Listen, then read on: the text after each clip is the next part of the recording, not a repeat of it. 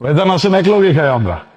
আমাদের বাচ্চা তুই আমার ভাই কস মানে, আর তোর ওই নোংরা খাবার খাবো আমি? আপনি আমার গায়ে হাত তুললেন। আমি তো আসলে এই জায়গায় যারা চাকরি করে সবারই এমনি ডাকি। পুরুষ মানুষ হইলে ভাইজান কয়ে ডাকি, কোনো মাইয়া মানুষ হইলে আমি তারে আপামনি কয়ে ডাকি। বুঝতে পারি নাই।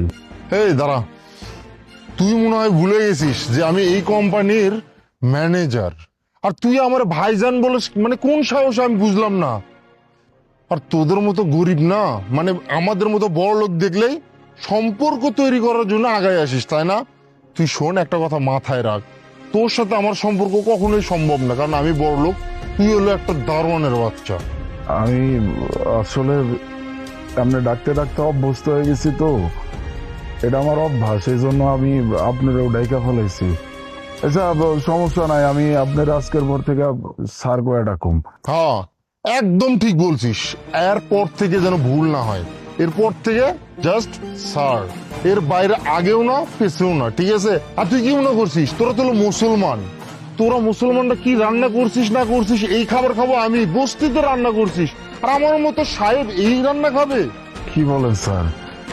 খাওয়ানোর সাথে আবার ধর্মের কিসের সাথ? আপনিও মানুষ, আমিও মানুষ, আমরা তো একই খাওয়ানি খাই, তাই না? আপনিও ভাত খান, আমিও ভাত খাই, একই আটা, তেল, চাল, ডাল সবকিছু তো আমরা একই খাই। আপনার বাড়িতেও যা যায় আমার বাড়িতেও তো তাই যায়, তাহলে আবার খাওয়ানোর মধ্যে ধর্ম নিয়ে আইতেছেন। সবকিছু সেম হইলেও তুই আর আমি সেম না। আমি হলাম তোর স্যার আর তুই হলো দারোয়ান, তফাৎ জাস্ট এইটুকুই। হাই দারোয়ান, তোর সাহস কি করে হলো স্যারকে বলার যে স্যার যেন তোর সাথে খাবার খায়? তুই কি পাগল হয়ে গেছিস আর নিজের যোগ্যতা ভুলে গেছিস? তুই যে তুই একজন দারোয়ান আর স্যার হচ্ছে এই অফিসের ম্যানেজার, তুই কি সেটা ভুলে গেছিস? আমি তো আসলে এত কিছু চিন্তা করি নাই। আমার কাছে ম্যাডাম কোম্পানির মালিক, উনি তো খুব ভালো মানুষ। ম্যাডামে তো এই কোম্পানিতে যতগুলা মানুষ আছে, যত কর্মচারী আছে, যত কর্মকর্তা আছে, সবাইরে যে চোখে দেখে, এই কোম্পানির ওই দারোয়ান বলেন, এই কোম্পানির পিয়ন বলেন, তাদেরকেও একই চোখে দেখে, সবার একইভাবে সম্মান করে। এই জন্যই তো আমরা কখনো এত কিছু চিন্তা করি নাই। বুঝতে পারছি তোর কথা। তুই এখন আমাকে রুলস দেখাবি, তাই না? এই কোম্পানিতে না রুলস তৈরি করি আমি, আমার কারো কথা শোনা লাগে না। বস কে আর কে কি করলো না করলো এইসব দেখার দায়িত্ব আমার না। আমি যে রুলস তৈরি করব সেই রুলসে চলবি, নইলে চাকরিটা হারাবি তুই। স্যার, ম্যাডাম রে নিয়ে এইভাবে কথা কইতেছেন? ম্যাডামই তো আমাকে সবার কর্তা, তাই না? উনি তো আমাকে পাল্টাছে, আমরা কাম করি, উনি আমাকে মাস শেষে বেতন দেয়, ওনার দেওয়া টাকা দিয়ে তো আমাকে সংসার চলে, আমরা দুইটা খাইতে পারি। আর আপনি কিনা ম্যাডাম রে নিয়ে এরকম করে কথা কইতেছেন, ম্যাডাম রে অসম্মান করতেছেন, এটা ঠিক করতেছেন না স্যার। ম্যাডামরা নিয়ে কি বলবো না বলবো একান্ত ব্যক্তিগত ব্যাপার, আমার কারে সম্মান করব না করব সেটা তোর থেকে শিখতে হবে না, ঠিক আছে? আর ম্যাডাম ম্যাডামের জায়গায়, আর আমি আমার জায়গায়। সো আমি যা বলছি মনে জানি থাকে, কারে কি সম্মান করতে হবে না হবে সেটা আমি পরে দেখবো। বাহ বাহ বাহ, কি সুন্দর চিন্তা ভাবনা তোমার, তাই না? হ্যাঁ, তোমার বসকে নিয়ে। আর আমি এদিকে গাধার মতো খেটে যাচ্ছি শুধুমাত্র এই জন্য যাতে করে আমার এমপ্লয়ি গুলো ভালো থাকতে পারে, তাদেরকে আমি ভালো রাখতে পারি। অথচ অথচ আমার এমপ্লয়ি আমাকে নিয়ে এই চিন্তা ভাবনা। ম্যাডাম, আপনি ভুল বুঝতেছেন, আমি এইসব বলতে চাইনি।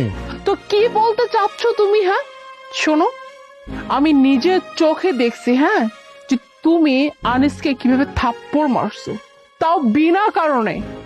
শোনো আপন, তোমাকে একটা কথা বলি, আনিস যে তোমাকে খাবারটা দিতে চেয়েছিল, তোমার উচিত ছিল খাবারটা নিয়ে নেওয়া।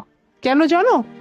কারণ এই খাবারটা তোমারই ছিল, কারণ তোমার মা এই খাবারটা আনিসের কাছে দিয়ে গেছে, যেটা কিনা আমি কেবিনে বসে না সিসিটিভি ক্যামেরায় সবকিছু দেখে ফেলছিলাম। হয়তো তুমি খাবার খেয়ে আসো নাই, তাই এই খাবারটা আনিসকে দিয়ে গেছে। আনিস এর জন্যই তোমাকে এই খাবারটা দিতে চেয়েছিল। আর একটা ভালো কথা, তুমি খুব ভালো করেই জানো আনিস মুসলমান, আর ওদের রোজা চলতেছে। চাইলেও না আনিস এই খাবারটা খেতে পারতো না, আর রোজার জন্যই আনিস মর্নিং শিফট বেছে নিয়েছে, কারণ ওর ইভিনিং ইফতার। আর তুমি কি করলে? হ্যাঁ, তুমি ওকে যা তা বললে, থাপ্পড় মারলে, কেন, কিসের জন্য এই কাজটা করলে?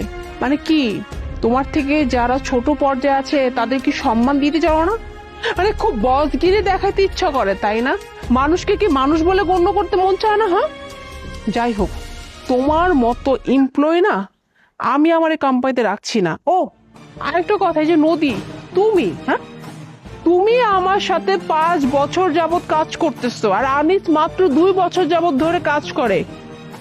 মিস্টার আপন যখন আমাকে নিয়ে উল্টাপাল্টা কথা বলতেছিল, আনিস তখন ঠিকই আমাকে সাপোর্ট করতেছিল। বাট তুমি তুমি তো চুপচাপ দাঁড়িয়েছিলে, কোনো কিছুই বলছিলে না। Ma'am I am sorry ma'am. Ma'am আপনি তো আমাকে বলেছিলেন যে আমি যেন সবসময় স্যারের সাথে সাথে থাকি, স্যার যেটা বলে যেন ওইটাই করি। ম্যাম আমি তো এই জন্যই স্যারের সাথে ছিলাম, আর স্যার বলেছে স্যার যে রুলস করবে ওই রুলস যেন মানি। এই জন্য আমি ভাবছিলাম আগের রুলস হয়তো ম্যাম বাতিল হয়ে গেছে, এই জন্য তো স্যারের কথা শুনে চলছিলাম। বাস, শাক দিয়ে আর মাছ রাখতে হবে না, আমি সবকিছু আমার নিজের কানে শুনে ফেলছি।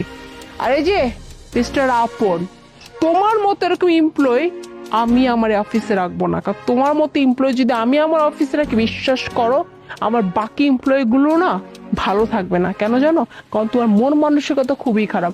তাই তোমাকে আমি এই মুহূর্তে রেস্ট্রিক্টেড করে দিলাম। আর হ্যাঁ, রিজাইন লেটারটা কালকে এসে নিয়ে যাবে। এখন এখান থেকে যাও, ম্যাম আমার কথা শোনার। Just get out.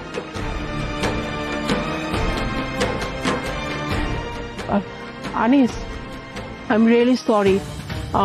আমি ওর তরফ থেকে সরি বলতেছি, তুমি প্লিজ কিছু মনে করো না। সিসি ম্যাডাম, আপনি কেন ক্ষমা চাইতেছেন? আপনার মতো মানুষ আমি সত্যিই দেখি নাই। আপনি খুব ভালো মানুষ।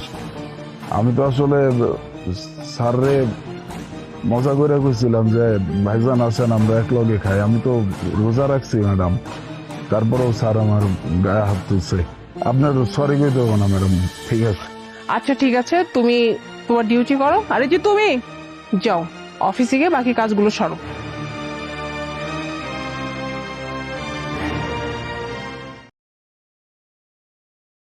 স্যার, স্যার আমার ঘরে টাকা দিয়ে দেন স্যার। স্যার, স্যার,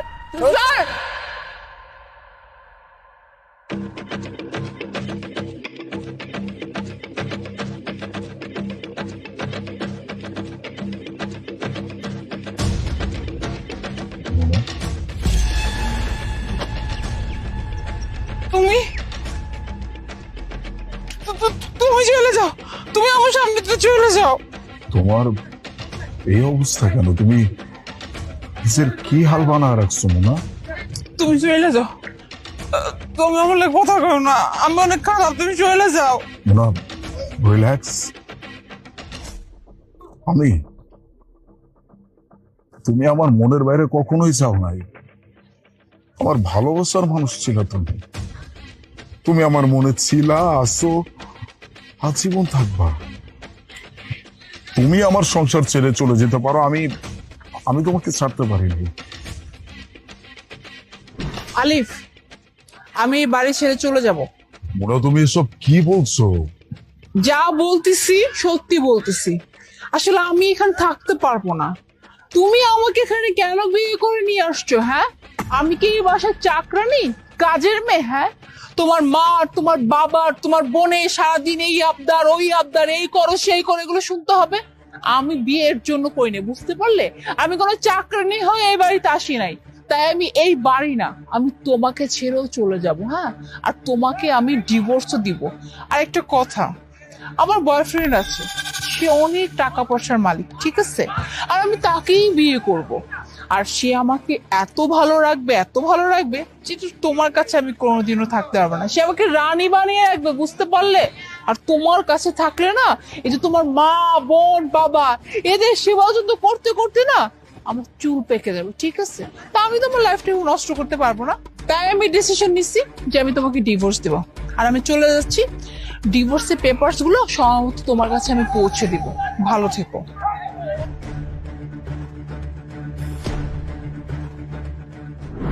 আমি তোমার সাথে অনেক অন্যায় করছি আলিফ। তোমার সাথে যে পাপ করছি, আল্লাহ আমার সে পাপের ফল দিতেছে। আমি আমি এখন রাস্তায় ভিক্ষা করি, মানুষ যখন যা দেয় তাই খাই। না দিলে না খাইয়া দেয়, ঘরটা পর্যন্ত আমার নাই। সারাদিনে কিছু খাইতে পারবো কি পারবো না আমি সেটাও জানি না। মানুষ ঠিকই বলে, মানুষের মনে আঘাত দিয়ে কোনোদিন কেউ ভালো থাকে না। আর আমি তো আমার স্বামীর মনে আঘাত দিছি। আমার স্বামীর সাথে আমি অনেক বড় পাপ করছি, তাহলে আমি কিভাবে ভালো থাকি বলো? আল্লাহ ঠিকই করছে, আমি যেমনটা করছি আল্লাহ আমার ঠিক ঠিক ওই অবস্থায় নিছে। আজকে আমি রাস্তায় রাস্তায় ভিক্ষা করতেছি। এখন আমি বুঝতে পারতেছি আলী, আমি জীবনে কত বড় একটা ভুল করছিলাম। আমি আসলে জীবন থেকে কোন মানুষটারে হারাই ফেলছিলাম। নিজের একটু সুখের জন্য আমি আজকে আমি রাস্তায় এরকম ভিখারি, মানুষের হাত পা ধরি একটু খাবারের লাইগা। পেটে এত ক্ষুধা, কিন্তু কেউ আমার সাহায্য করে না। করবে কিছুর জন্য? আল্লাহ তো চাইতেছে যে আমি আরো শাস্তি পাই। আর আর আমারও না, বিশ্বাস করো, কোনো কষ্ট নাই। কারণ আমি যখন মনে করি যে আমি তোমার সাথে কি অন্যায়টা করছি, তখন আমার কাছে মনে হয় যে আমার যে অবস্থা, এর থেকে অনেক খারাপ অবস্থা হওয়া আসলে দরকার। তুমি বিয়ে করো নাই, তুমি না তোমার ভালোবাসার মানুষের কাছে চলে গেছো। বিয়ে? আমার তো বিয়ে হয়ই নাই। আমার তো একবারেই বিয়ে হয়েছে, সেটা তোমার সাথে। আমি যে ছেলের জন্য তোমাকে ছেড়ে গেছিলাম, ওই ছেলে তো আমাকে ছেড়ে চলে গেছে। আসলে তোমার থেকে যখন চলে আসি, তখন আমি জানতে পারি যে ওই ছেলে অলরেডি ম্যারিড, ওই ছেলের বউ বাচ্চা আছে। তবুও না, আমি ওর সাথে থাকতে চাইছিলাম, কারণ আমি তো ওর জন্য তোমার ছেড়ে আসছি। ভাবছি আমি ভালো একটা জীবন পাবো, অনেক সুখে শান্তিতে থাকবো, কিন্তু আমাকে রাখে নাই। এমনকি আমি এটা পর্যন্ত বলছি যে আমি নিজে জব করব, নিজে ইনকাম করব, তাও তুমি আমারে রাখো। কিন্তু কোনো কিছুতেই মানে না, আমাকে ছেড়ে দিচ্ছে। মা বাবার কাছেও যাইতে পারি নাই, কিভাবে যাব বলো? আমি যে অপরাধটা করছি, এরপর তো মা বাবার কাছে যাওয়ারও কোনো উপায় নাই। আর বাবা তো আমারে ত্যায্য করে দিছে। বাবা এক কথা বলে দিছে যে এরকম মেয়ে আমার দরকার নেই, আমার মেয়ে মরে গেছে। আমার আসলে কোনো উপায় ছিল না। আর আমি যে তোমার কাছে একটাবার ফিরে যাব, সেই সাহসটা আমি করতে পারি নাই। কারণ যে মানুষটার আমি এইভাবে লাথি মেরে চলে আসছি, সেই মানুষের সামনে যাওয়ার মতো আসলে সাহস আমার ছিল না। অনেক চাইছিলাম জানো, যে একটাবার তোমার কাছে যাই আমি বলি, জানি আমার তুমি মাফ করে দাও, কিন্তু আমি সেই সাহস করতে পারি না। কিন্তু আজকে আমি তোমার সামনে পাইছি, তুমি আমার কর্মের জন্য আমার মাফ করে দিওয়ালে। আমি সত্যি অনেক বড় অন্যায় করছি। আমি এত ভালোবাসার একজন মানুষ ছেড়ে আমি একটা অপদার্থের কাছে গেছিলাম ভালো থাকার জন্য। আর যে মানুষটা আমার এত ভালো রাখতো, আমার সব হাসি খুশি সব সময় খেয়াল রাখতো, আমার মুখে কোনোদিন হাসি দেখতে পারতো না, আর সেই মানুষটার সাথে আমি এত বড় অন্যায় করছি। আমার তুমি মাফ করে দিও যদি পারো, আমার সত্যি মাফ করে দাও। আমি আর পারতেছি না এই কষ্ট সহ্য করতে। আমার কাছে ক্ষমা চাওয়ার কিছু নাই মোনা। হ্যাঁ, মানছি যে তোমার প্রতি আমার ঘৃণার জন্ম হয়েছিল, কিন্তু আমি না তোমাকে কখনো ভুলতে পারি নাই। তুমি বিয়ে করো নাই, তোমার এরকম একটা অবস্থা, এত সবকিছু দেখার পরে আমি মানতে পারতেছি না।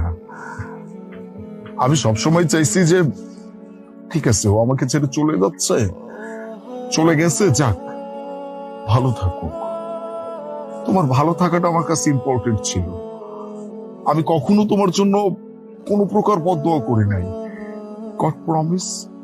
বদ্ধ তুমি তাহলে তো কি হয়েছে? আমি যে পাপ করছি আল্লাহ আমার শাস্তি ঠিকই দিয়ে দিচ্ছে। আসলে একটা কথা আছে না, যে তুমি যদি পাপ করো তাহলে কারো বদদোয়া লাগে না, তোমার কর্মের ফল তুমি তুমি দুনিয়াতেই পাবা। আর আমি ওইটাই পাইতেছি। আমি আমার স্বামীর সাথে পাপ করছি, তো আমি তো রাস্তায় থাকবো, আমি কই থাকবো বলো? কিন্তু কিন্তু তুমি আমার মাফ করে দিও, আমার মাফ করে দিও তুমি। তুমি চলো আমার সাথে, আমি তোমাকে এই অবস্থায় এখানে থাকতে দিব না। তুমি তুমি চলো আমার সাথে। না না না, কি বলতেছো তুমি? আমি আমি বাসায় ফিরে কিভাবে যাবো? আর আমি কিভাবে সবাইকে মুখ দেখাবো? আমি কি বলবো যে আমি স্বামীকে ছেড়ে গেছিলাম, যার কাছে সে আমার রাখে না, সে আমার ছাইড়া দিছে, তাই আমি আবার স্বামীর কাছে ফিরে আসছি? না না, আমি যাব না। আমারে আমারে তুমি এইখানে ফালাই যাও, আমি যাব না। মোনা, আমি এখনো মরে যাইনি, আমি আছি তোমার সাথে, আমি তোমার হাজব্যান্ড। তুমি চলো আমার সাথে, সবকিছু আমি দেখবো, চলো।